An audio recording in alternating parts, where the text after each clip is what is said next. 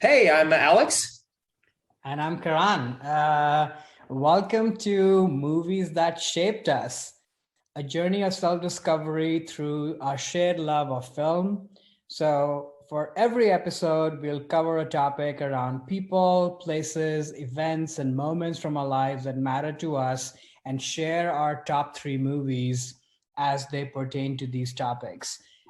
We have not shared our lists in advance so we can get honest reactions from each other and really learn about each other through these movies. We hope these movies and topics are fun and revelatory to you, just the way they've been to us as well. So, with that, Alex, what's our topic for today?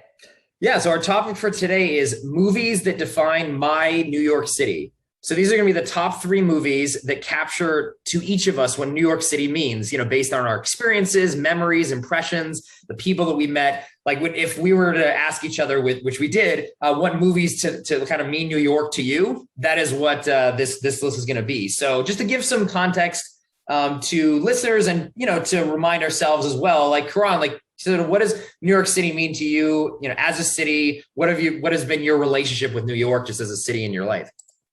Yeah, in many ways, I would say that New York is synonymous to me with movies. Growing up, millions of miles away from this country in India, watching yellow taxi cabs, the Chrysler Building, all the landmarks of New York, its people, sort of what movies meant to me. I just sort of assumed that being in a movie was being in New York, which is interesting because even though Hollywood and LA is movie town, Mm-hmm. in so many ways, the cinematic representation of New York was what kind of got me. So, that's how my love for New York started. Of course, I moved to this country, about 15 years ago.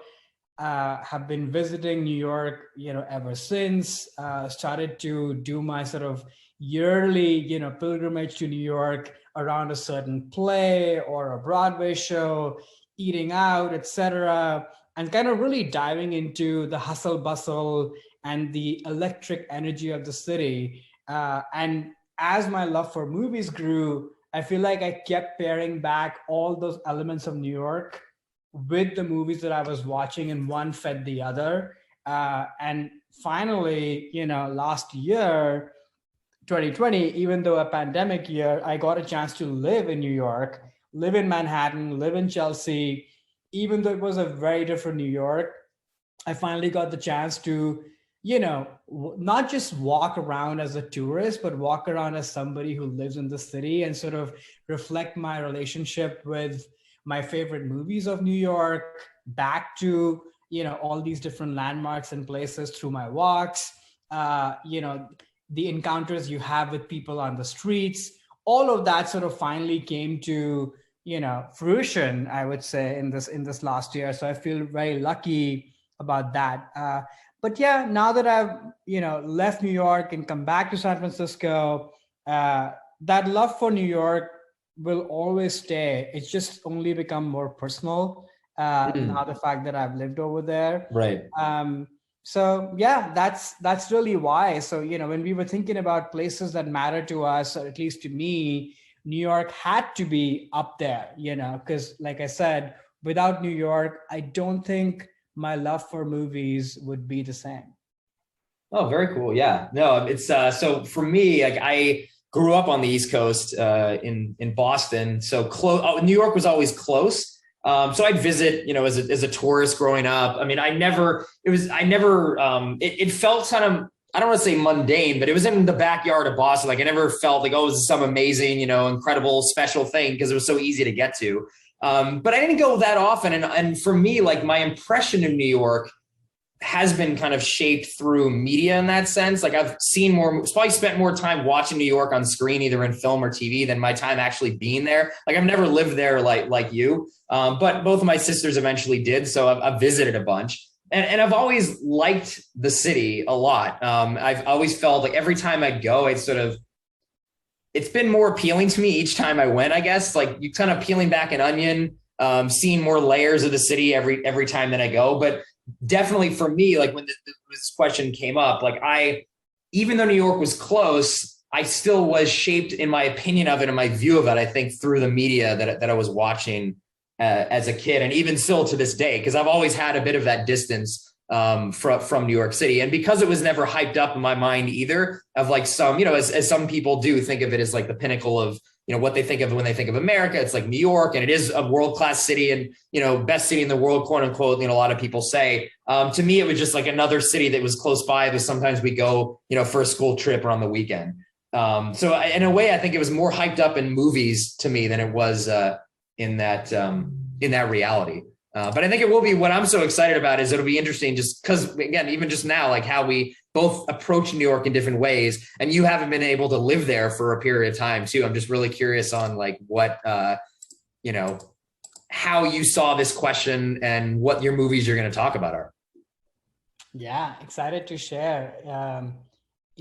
Before we move forward, I just remembered and thought of this like little anecdote, which I think sums up what New York means to me and its relationship to the movies. Every time when I'm entering Manhattan from the airport and you cross the bridge and you see the Manhattan, sort of cityscape, if you will, no matter what time of the day it is, no matter how tired and stressed or what have you I might be, my eyes light up and I feel like I'm in a movie. It just has that cinematic charm which will never die for me. So yeah, so let's get started, but maybe first, if you want to talk about like how you approached this topic, like what framework you used, not to tell the movies yet, but I'm sure we approach this from different angles. Like, how did you approach this question? Yeah. So for me, I started to think about what does the city mean to me and what about the city grabs me every time I visit or even when I live there. And sort of the big buckets were in no particular order. One is about just the cultural melting pot this place is. Food, art, fashion, all of that. Like there is no place like that in the whole world. It's sort of the mecca really of art and culture. And the fact that it's a world city sort of, ups the ante even more. So that's sort of one big impression on me. So I tried to pick movies that, bring out that feeling and represent that part. Number two, for me, were New Yorkers. In my mind, of course, this is skewed, through my lens, but in my mind, the New Yorker sort of typical definition is, smart people who talk aloud. They have ideas and opinions and thoughts about everything. And I always picture myself when I think of New York and, sitting in some really cozy bar with, interesting intellectual, culturally, rich people and having conversations with them. So I think the people and the energy, as well as sort of their, you can call it abruptness or shortness or arrogance and the whole package, there's sort of a New Yorker type, which I really love. So that's sort of number two. And then number three is sort of maybe the darker side of New York, which is, it is a fast-paced city. It can wear you out. And, the trips that I made there, I'm so electrified by it that at the end of my time there, I need another vacation because I barely slept. The city doesn't sleep. You're overwhelmed by its energy and exuberance, which has a bit of a darker tone to it, I think, at least in its aftermath.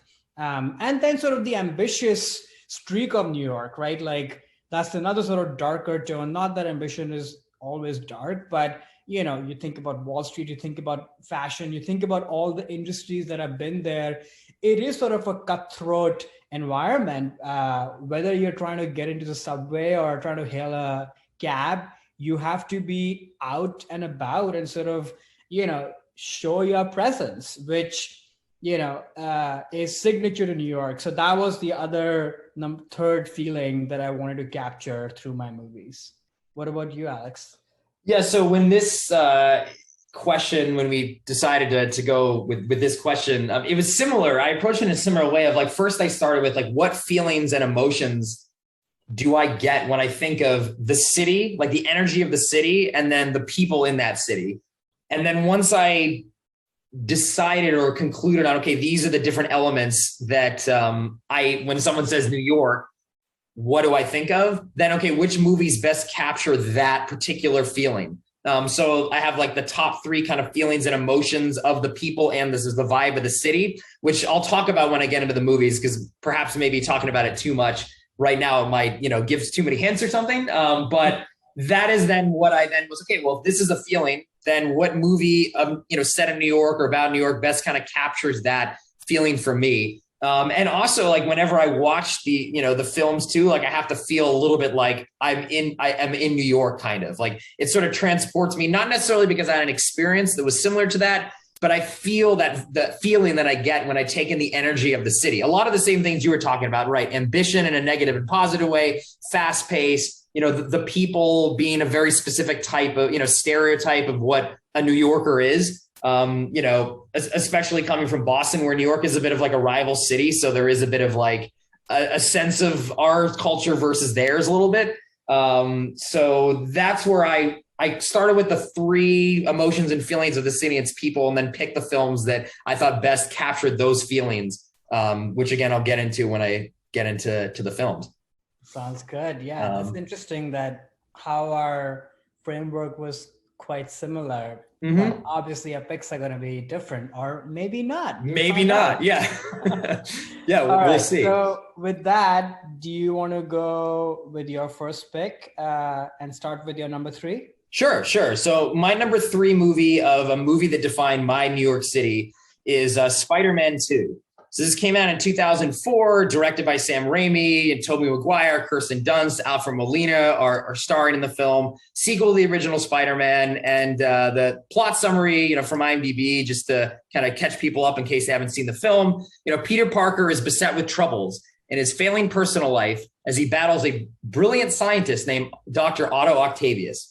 It's a pretty kind of high level summary there. But, this is a second chapter in Peter Parker's life as Spider-Man in New York. And the reason why I picked this movie is, like I said, I've never lived in New York, unlike you. But this movie, which came out in 2004, I was graduating college at the time, about to then go off and have a job in kind of the real world. Like, I was not in New York, obviously in Los Angeles, but this also was what Peter Parker was going through too. Like, he was graduated from high school at that time, but going off into his own, having an apartment. And really, for the first time too, I started thinking like, oh, what would it be like if I lived in New York? Like, both my sisters actually had moved there at the time. And I always envisioned it as sort of the lens of like kind of what Peter Parker had to deal with. Like, he was in a crappy little apartment, noisy neighbors, shared bathroom, like all the problems that come across in living in such a giant city. He's scraping together dead end jobs, can't pay his rent, always getting fired, and can't like figure it out, because there's all these things going on. Again, the city is hectic, and just all the struggles and tribulations that come from being in New York, hard landlords, hard bosses.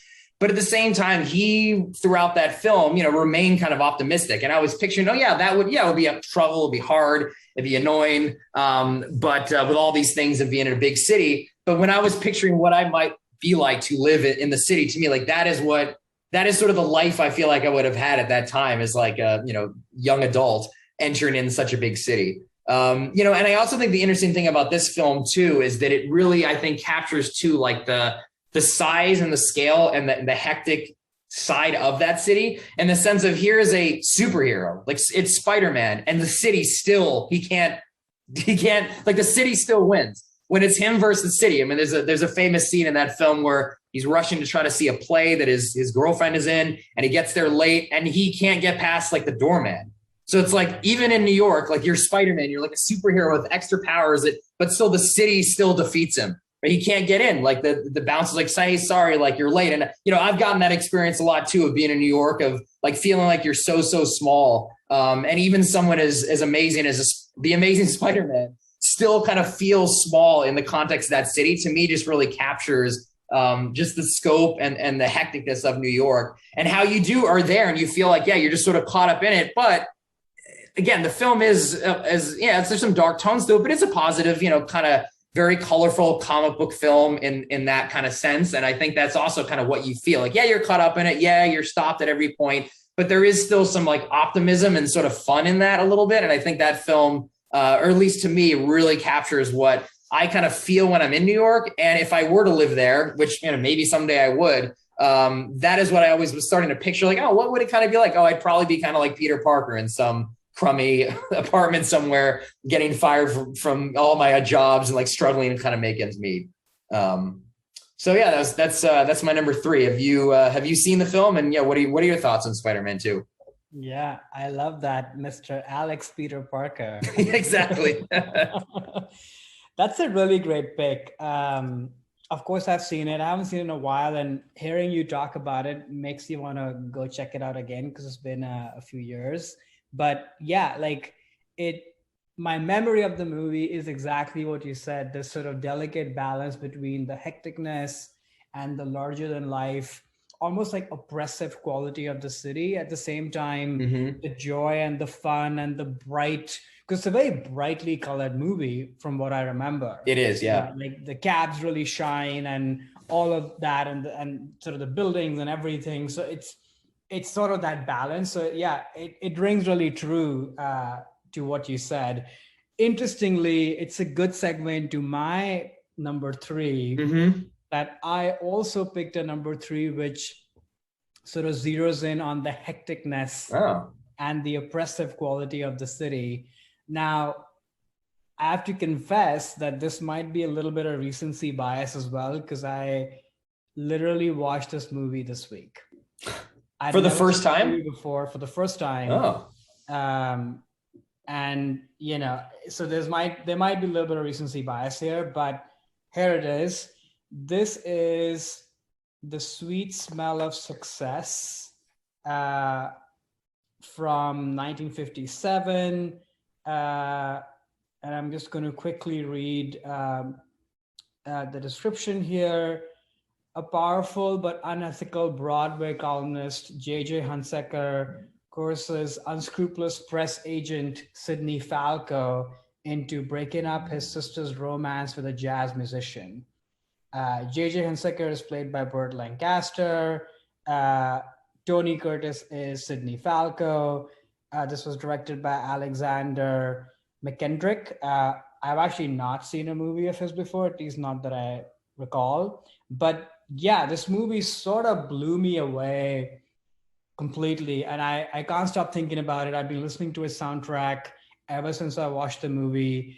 But I don't know if the movie is shot in one night entirely. I don't think it is, but all of its sequences are in the night with, first of all, a jazz soundtrack playing throughout the background of the movie.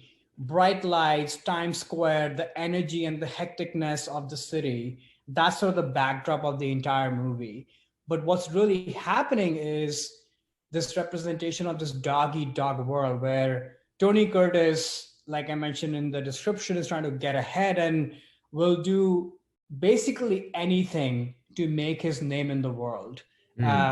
Meanwhile, J.J. Hunsaker, played by Burt Lancaster, who's sort of this powerful, media personality, is almost sort of holding his sister back in a way that is sort of like overruling her choices to kind of preserve his own image or not let go of her, because even though he's successful and up in the ranks, he's actually really lonely. I don't think he has really anybody else. So maybe that's just coming from that, place of fear and loneliness. And the movie is about the clash of these people, but really the movie is about you need to do whatever it takes to survive in this town. So it's dark in its ambition and its portrayal of the hecticness, but at the same time, it's exuberant because it's so lively with this jazz soundtrack and it's sort of fast paced that you sort of want to, jump off your couch and actually be in New York City. It's sort of that almost this alluring kind of thing about something that is not good for you, but you want it bad at the same time. That's sort of what this brings out. And it took me back to that feeling that I was describing a little bit when you're talking about the framework of being in New York. I've already walked around the entire city all day, met maybe 3 groups of friends, ate at maybe 3 or 4 restaurants. I should be dead tired and in bed by midnight, but I can't go to bed. I have to go out for another lap, maybe a drink, maybe Joe's Pizza, something. And it's sort of that feeling which I know I should not be doing this, but I can't stop not doing it, even though I'm bone tired. I feel like that's what this movie represented for me. So here it is, entering my New York Hall of Fame, if you will, Wow. literally from a week, a few days ago watch. Sweet Smell of Success. Wow. So I have not seen this film, but now I definitely will add it to my queue. What was it why did you decide to watch the movie? Like, what was it that attracted you to it? I've heard of it before. It's like a film I've known about, but had not come across. Yeah, I can't remember. I think I was some IMDb rat hole of similar movies or watching something on the Criterion channel that just dropped. And yeah, it just showed up. And then I was like, oh, I've never heard of this movie. Let me just play the trailer. And the trailer also had that same sort of dark but energetic tone to it. So I was like, okay, I got to check this out. And I added this to my list like a few weeks ago. So it wasn't really in prep of this episode, but the timing really lined up well. Wow. Would you say the movie like represents New York in a good way, a bad way, or is it like an anti-New York slant to, like, what was sort of the spirit of the film? Was it trying to say all these things are bad, like the allure is bad, or was it ambiguous or positive? It sounds like it was a bit of both. If there's like its great soundtrack, like very positive, upbeat, versus kind of the dark stuff going on in the plot. It's ambiguous, totally. It's on you. People are getting shit on, people are losing, people are winning, life is unfair at times and such, but at the same time it's all exciting and you all want it, so that's sort of what New York feels to me, is that it's on you. How much of a piece of this forbidden fruit do you want? You can keep pushing it, or you can have your own sort of, for lack of a better word, closeted lifestyle, if you so choose to, so I don't think it paints a picture either way. It's sort of interesting. It's on you. I'll have to definitely check that one out. And it actually segues interestingly into my number 2. It's almost like we coordinated this in a way in terms of a lot of the similar themes. So my number 2 on my list of movies that define my New York is Wall Street. Oliver Stone's 1987 film with Charlie Sheen, Martin Sheen, Michael Douglas. The plot, again, for those who have not seen it, a young and impatient stockbroker is willing to do anything to get to the top, including trading on illegal inside information taken through a ruthless and greedy corporate raider who takes the youth under his wing.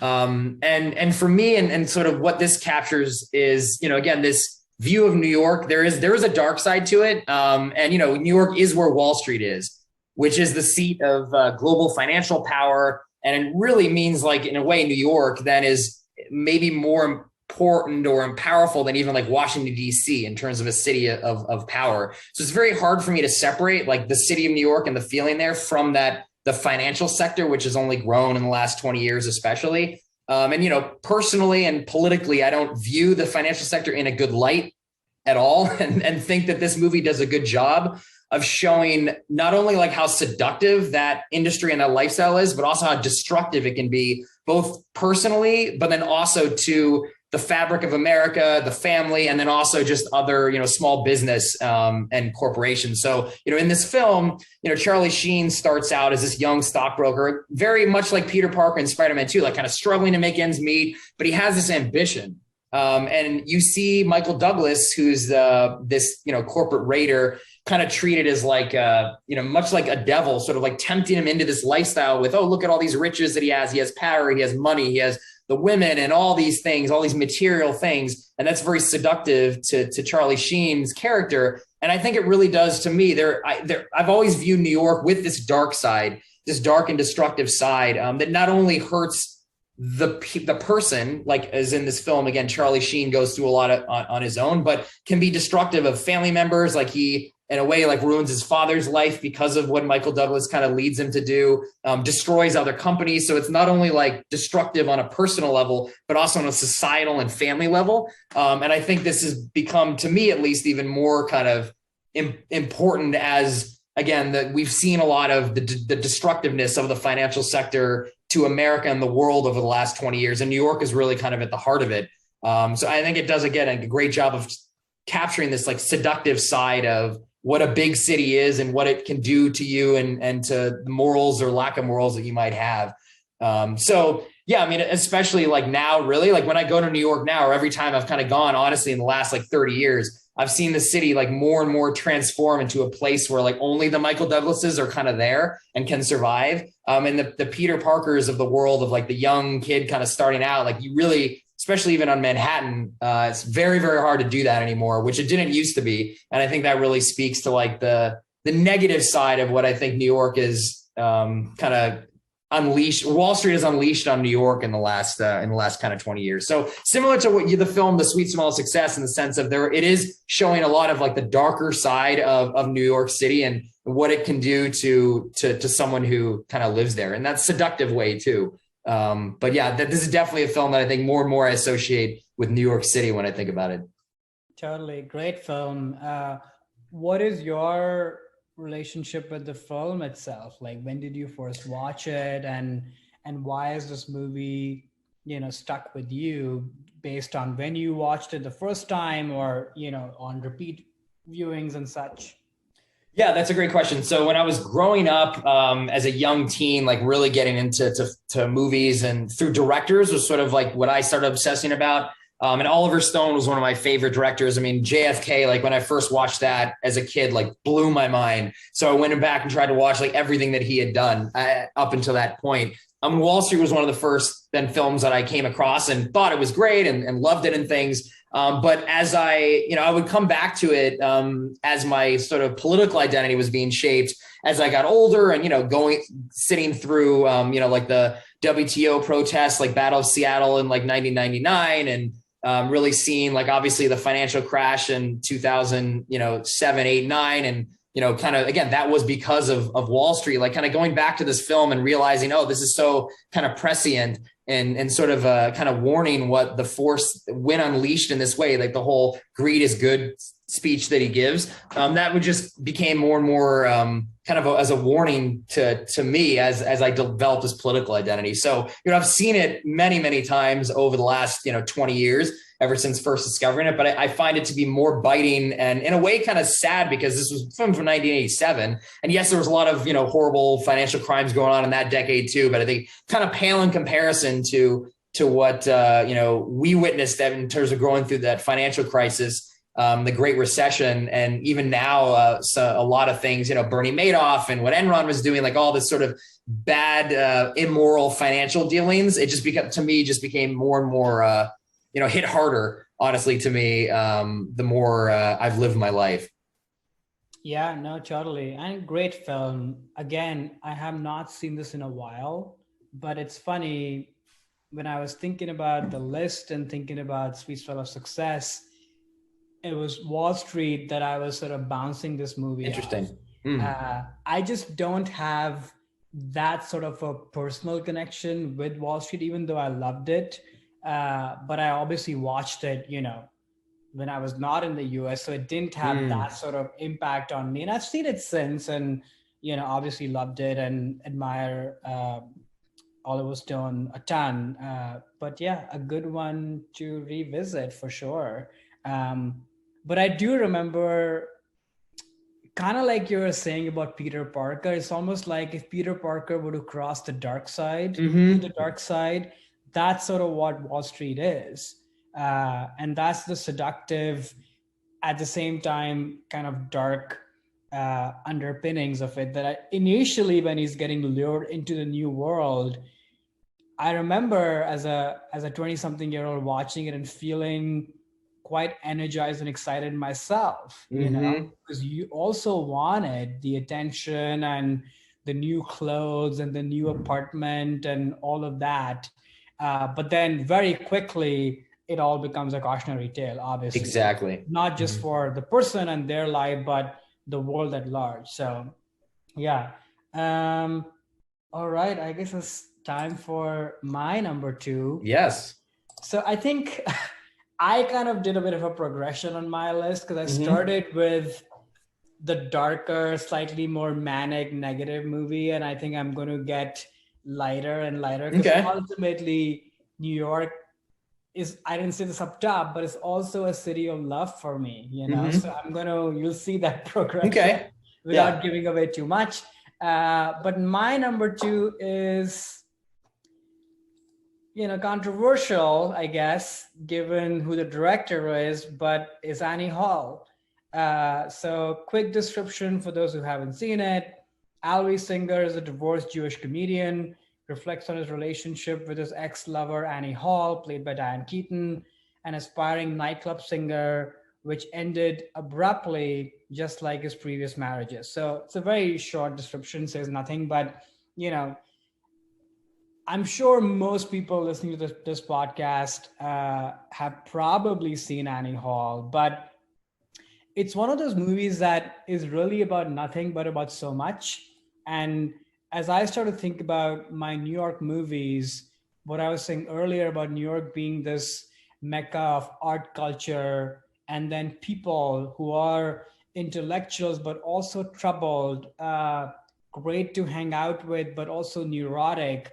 I feel like this movie kind of sums all of that. And it's set in New York. You get to see all the landmarks and all of that, of course. So it's sort of, to your framework, it does transport you to New York in a very visceral kind of way, but in a fun way, while you're sort of on this, journey, hanging out with these people at these nightclubs and bars and restaurants. So, till this date, when I sort of crave New York, no matter where I am, this is the movie that I have to put on to kind of feel that feeling of the people and the city and all of it. And frankly, just Woody Allen in general, like he is my passport to New York.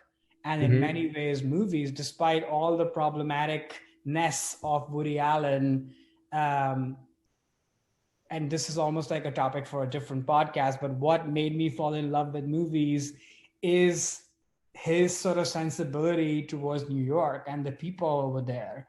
And in a weird way, as specific as that is to New York, it's also universal, because I think it's sort of really a micro look at neuroses and fun and the energy of New York all happening at the same time, which I think are pretty universal themes. Everybody is on that scale differently, of course, but they are universal themes. So yeah, there it is, Annie Hall. Did you see this film before going to New York, or you saw this before you ever visited New York? Definitely. Definitely visited. Yeah, saw it before I visited New York, and then. It's funny, great question, because I think in subsequent viewings of watching it, as I've gotten more and more familiar with New York, the movie has not only grown in my mind, but I almost feel like that, I sort of know these people, it's because now these people are grounded in a physical space. I've been to those places. I've been around New Yorkers who sort of remind me of those characters.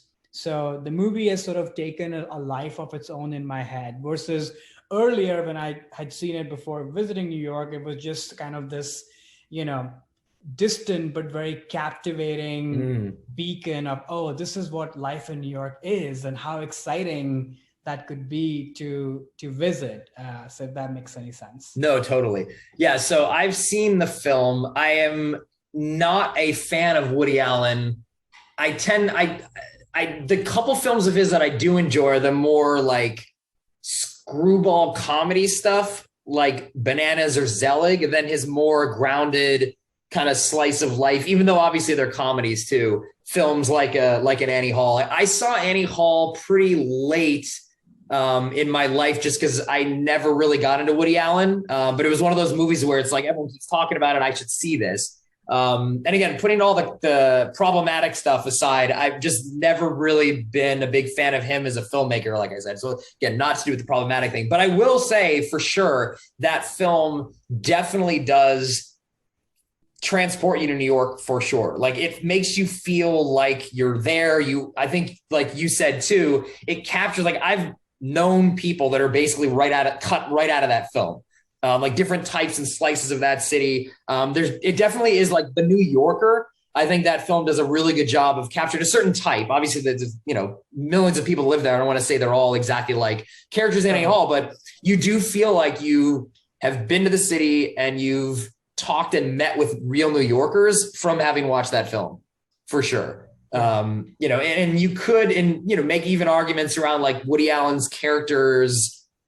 He's sort of a stereotypical certain type of New Yorker for sure. He definitely represents a type of one type of someone who lives in New York. So I think it's I would have honestly been surprised. I mean, I guess I know my list and I didn't put Annie Hall on it. I guess spoilers, my number one's not Annie Hall, but I would have been surprised if, I guess you didn't put this. It's like a list of New York. If Annie Hall isn't there, it's something that feels kind of wrong, even though God, I'm not a fan of this film, but it's like, you have to have that in a conversation about New York. It's so part of the fabric of what that city is, that I'm glad that you said it just so we could talk about it. Cause it almost feels like we'd have to mention it either way. You know what I mean? It's something that is so associated with the city for sure. Yeah, it's funny that because I was thinking about the same thing, like for me personally, but sort of just in general, if my New York list was being put together, I just felt that a Woody Allen movie had to be on it in some shape or form. And yeah, if there was one, I mean, Manhattan is probably more of a love letter to New York. And I watched that too recently, just to kind of refresh my memory. But the problematicness of Woody Allen intersects with Manhattan, like in a much bigger way on the nose, that and that's sort of now become my reservation with the movie, that I can't actually watch it. No, that's entirety fair, because it's just so close to all the stuff. But Annie Hall, I think, is a good second, and maybe it's a more rounded New York movie because it's grounded and real, as opposed to Manhattan, which famous opening on Gershwin's soundtrack, with fireworks and the city lights, and all of it is probably more grander, but it's not as grounded as Annie Hall is.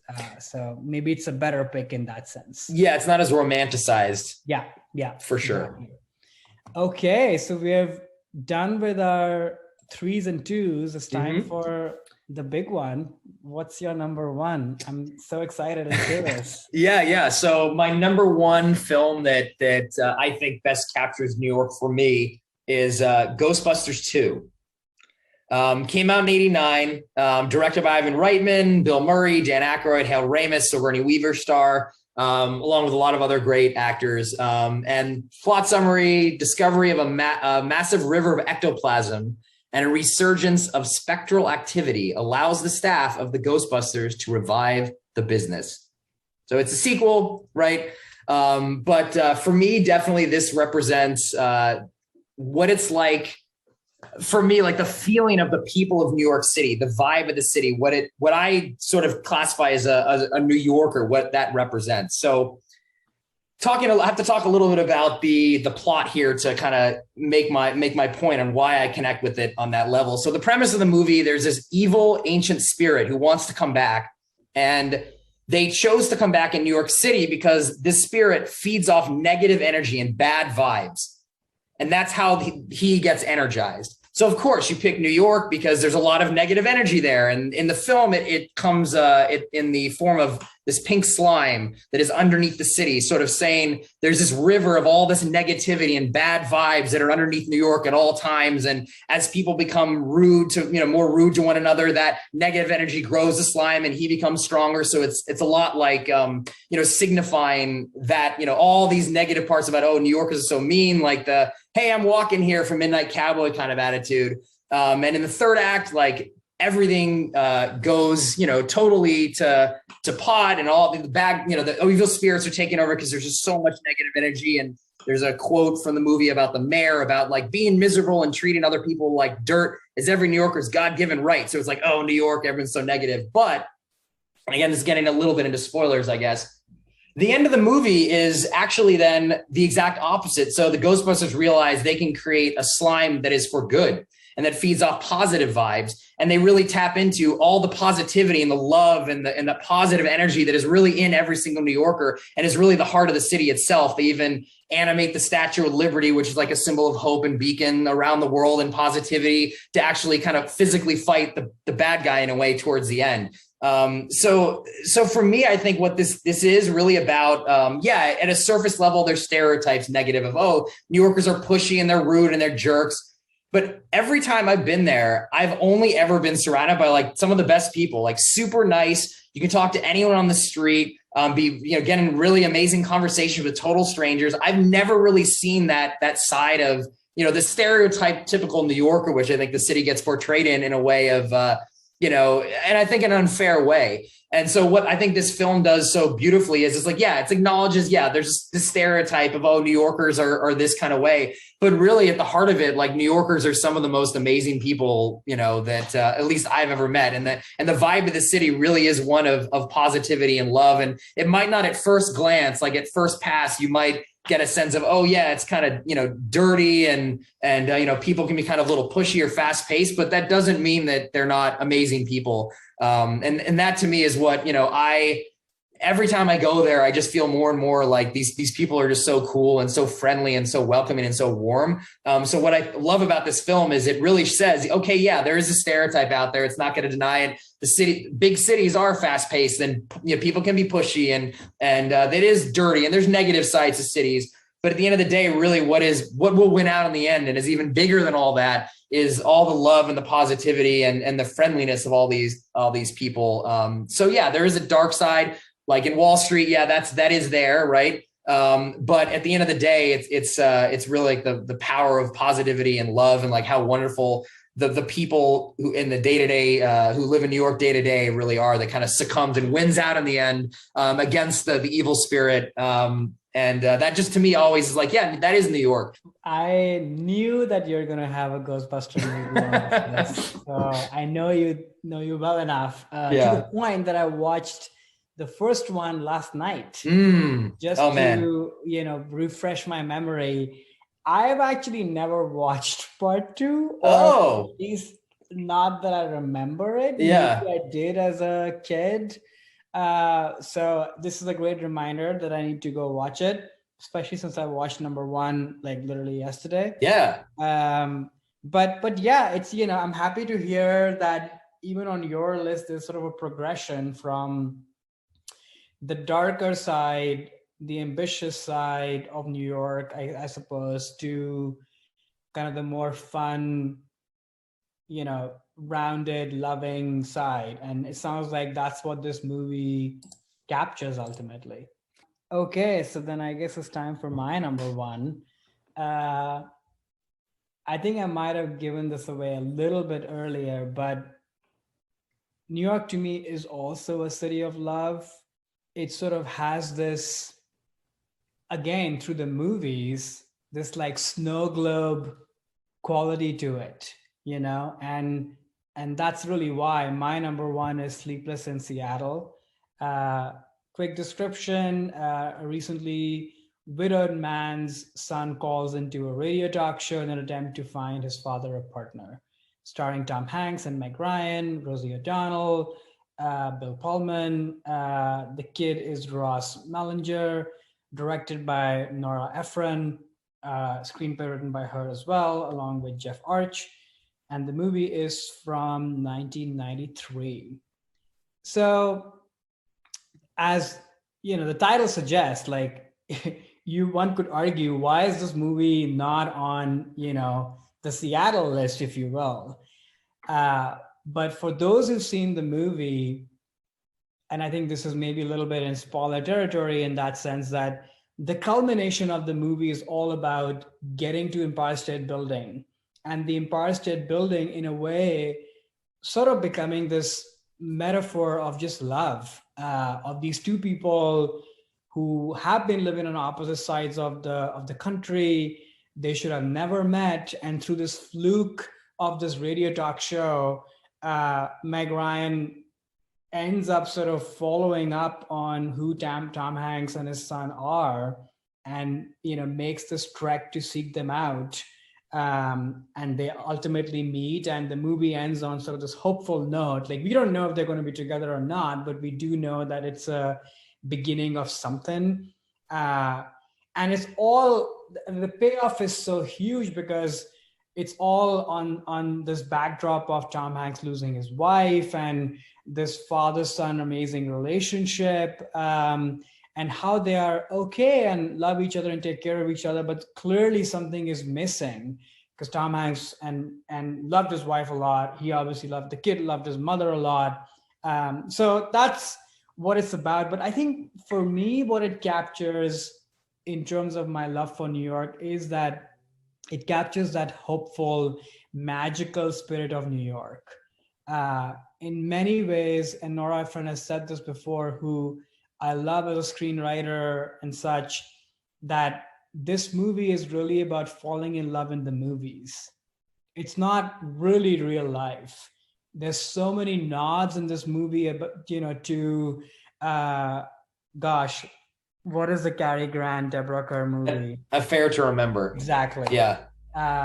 And because that's sort of what happens with that movie as well. Mm-hmm. So in some ways, it's sort of a meta movie about love in New York, love in the movies. And it's, even though we've been talking for the last 20 minutes that New York has this sort of hectic, manic, darker side to it, but at the same time, it has this magical love quality, which, yes, exists in person when you're there, but it's definitely something that the movies have really underlined on, all the way back from the Christmas movies like, Miracle on 34th Street or what have you. So I really wanted to have this as my number one, because ultimately when I visited New York and even when I lived there, the overriding feeling that captures me and wants me coming back for more is that feeling of magic, and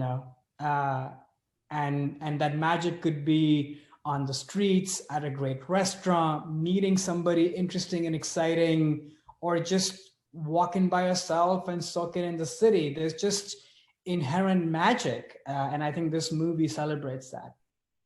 No, yeah, that's, I'm surprised. But just, yeah, I don't associate this movie with New York, but it definitely is. I mean, now that you say this in this context, so I've seen the movie. I should say that first, and I do really like it.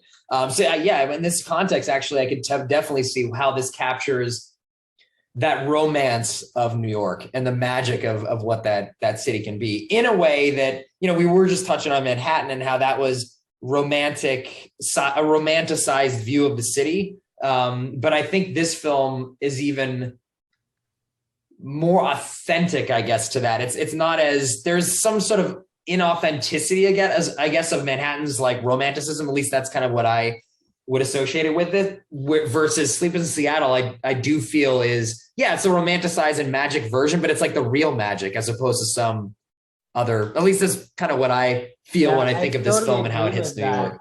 And I think it's, to me, that's because of the fact that ultimately the movie is rooted in this father-son relationship, and I think that's what grounds it, which is why I struggled by putting this movie on this list, because it could be on a different list as well, but here it is. Oh yeah, or like best remakes, or there's Hollywood romance movies. There's a lot of things, categories this could have fallen in, but I'm glad you put it in the New York one, because I do think it is. Again, now I'm making me look at this film in a different way of like, oh yeah, this is sort of about New York in that sense. Because I was more approaching it from it's like a Affair to Remember, another take on that, more about the romance and Hollywood love, like all the things that you talked about is typically how I think about it in my head. But I think there's a DNA of New York in here that you really can't take out of the film. No, I love that this is the first one you picked. It was a Yeah. hard list to put together for No, sure. totally. And, I kept changing it and many didn't make it. So were there any honorable mentions or movies that almost made it that didn't quite make it for you? Yeah. Like I mentioned, Ghostbusters, I immediately thought first was going to be my number one. And then when I thought more about approaching it from like what my feelings in New York are, it doesn't necessarily capture in that film. So Ghostbusters is one. Midnight Cowboy for sure, just because of that scene where Dustin Hoffman says, "I'm walking here." Every time I go to New York, I have to say that as much as I possibly can. That's just, what I do when I'm in New York. So would have mentioned Midnight Cowboy. And then Gremlins 2, which there's a lot of New York in that, but also that was an early memory of me being in New York, seeing that film in the theaters and Times Square Theater. Just a lot of sort of like personal memories of seeing that film in New York that I almost put on that list. So those are my almost didn't, or almost made it movies. What about yourself?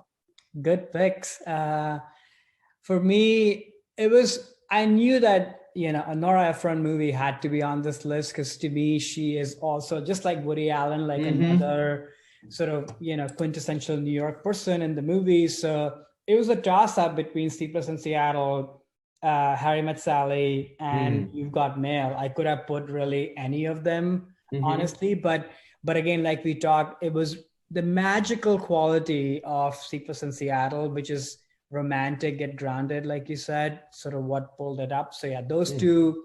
I also had Devil Wears Prada kind of lurking in sort of the top three, but ultimately I reserved it for potentially another list. But that movie is definitely a New York movie to me. It captures a lot of those elements of ambition and power, but at the same time, there's a lot of hope and, the deliciousness of New York in its clothes and its restaurants. And, it's sort of a complete package of New York, on both sides, really.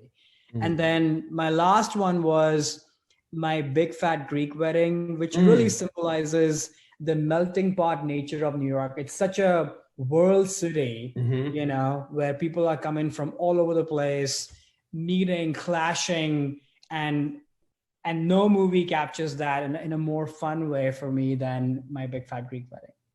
Nice. All great films. And I'm sure they'll end up on lists. I have thoughts on all of them, and maybe they'll end up on lists in the future. Yeah, most likely will. Great. So yeah, to wrap up, like what were you surprised? What were your thoughts on what we talked about today with my movies and my list? And yeah, what were your parting thoughts? I wasn't surprised so much in the movie picks per se, but I think what was revealing to me is that your picks and the way you talked about New York had slightly more of the darker tonality. Whereas for me, as you can see, and I'm obviously curious to hear what you thought, despite its hectic manicness, New York is still more of the snow globe movie in my mind, which is more about love and hope and all of that. You had some of the hope in there, but I think your movies tilted a little bit more towards the darker side, which is sort of your perception of New York, which was interesting to me because I wasn't aware of that. Yeah, it was interesting because I was thinking a lot of the same thing of like when you said something in the beginning around, New York sort of being like a Hollywood version of America, kind of, right? Like that sense of that movie magic being associated so much with that city for you is definitely, for me, like I said, like New York was sort of the rival city in my backyard, quote unquote, that I never really had that romanticized version of it all. And it wasn't really even until I started going there I was realizing that, oh yeah, there's some magic here. It's not just like a giant, any kind of city. It was interesting seeing the similar things in each of our films, but I think yours was, like dialed up more on like the romantic movie magic kind of side. And mine was definitely more on the like cynical or darker, more hectic side of things. So I like that juxtaposition. I think that's really cool and interesting. And it just shows too, like how many different facets there are of this one gigantic city where it can't just be painted with one brush. I mean, everyone has very just a myriad of different impersonations of it and reflections of it in film. And I mean, TV even more so, I feel like is in a way like a more interesting approach in terms of looking at New York in art than even in film. But this was cool. I thought it was really interesting seeing this and how it reflects a little bit about our backgrounds and views on New York City through the films. Yeah. Cool. Were you surprised by my picks or such, or not really? Again, Annie Hall, I expected, kind of figured that there would be some Woody Allen in there. Sleepless in Seattle was a surprise. Like I said, I would not in my head associate that with New York. And Sweet Smell of Success I'd always heard about and never seen. So I'm glad like now I have a new movie that I can go off and watch. It sounded really cool. So yeah, I thought it was a good and surprising list, honestly. It was. Cool. Yeah, no, this was really fun. And yeah, I totally agree. I think the TV gateway into New York is probably even more interesting because you then really get to kind of live in New York, quote unquote, as a character in a deeper way. Right. But yeah, so this is our episode on the Big Apple. That's really right. Seen as, through our lens. So. Right. Yeah. Yeah. Cool. Well, yeah, this is super fun. And that was great talking New York. And now I want to go. Unfortunately, it's COVID, so that might be a little hard now, but I can at least go watch Sweet Small Success and feel like I'm transported there. So I'm definitely going to be putting that on my queue for sure. Awesome. And I think I'll be watching Ghostbusters too. Yeah, cool. All right, Until the next one. Next time. See you, Karan. Bye.